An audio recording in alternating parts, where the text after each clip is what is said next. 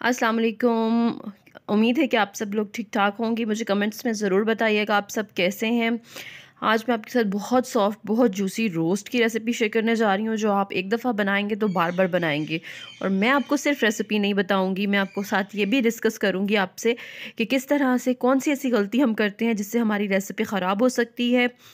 तो आपने मेरी वीडियो को शुरू से लेकर एंड तक देखना है। इसके अलावा आपको एंड पे रेसिपी कार्ड भी मिल जाएगा।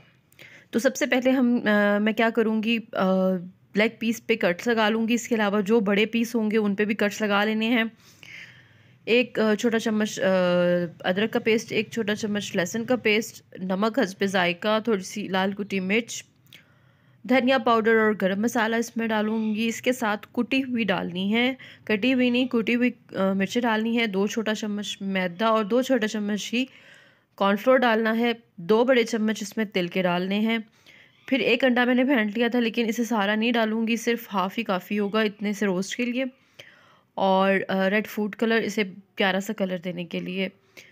2 चम्मच इसमें मैं डालूँगी केचअप, और उसके बाद कटा हुआ धनिया इसमें शामिल करूँगी। अब यहाँ पर मैं आपको एक चीज़ बताती चलूँ, जो मोस्टली लोग गलतियाँ करते हैं कि मैरिनेट करके आप ऐसे ही किचन में रख देते हैं। जैसे कि आजकल गर्मियों का मौसम है, तो इसमें बेहतर ये है कि आप इसको फ्रिज में रखें, क्योंकि बाहर रखेंगे तो चिकन जो है वो पानी छोड़ देगा और मसाला जो है वो पीसेस के ऊपर से उतर जाएगा, तो आपका जो रोस्ट है वो सही से फ्राई नहीं होगा। तो इसके लिए बेहतर है आप किसी किसी ठंडी जगह पर रखें, ये जहाँ पर इसका मसाला जो है वो ऊपर चिपका रहे। ये देखिए मैरिनेट अच्छे से हो गया है। अब इसे मैं 6 से 7 घंटे के लिए रख दूँगी। इसके अलावा व्यूअर्स, अगर आप चाहें तो इंस्टाग्राम, फ़ेसबुक और स्नैक पे भी मुझे फ़ॉलो कर सकते हैं, लिंक डिस्क्रिप्शन में मौजूद है।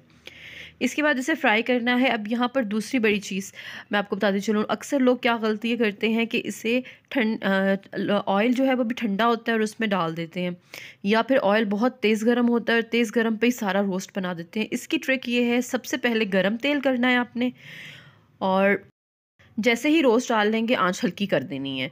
फिर लो to medium, medium to low जाना है, यानी कभी आपने आहिस्ता कर देनी है, कभी आपने दरमियानी कर देनी है, बिल्कुल लो पे भी नहीं पकाना। और खड़े होके आप इस तरह अच्छे से पकाएँगे तो रोस्ट अंदर तक अच्छे से गल जाएगा। और ये बातें करते-करते जी हमारा रोस्ट भी तैयार हो चुका है। इसे सर्व करते हैं। आप सफ़ेद तिलों के साथ ये मज़ेदार सा रोस्ट बनाइएगा और मुझे कमेंट्स में ज़रूर बताइएगा आपको ये कैसा लगा। अल्लाह हाफ़िज़।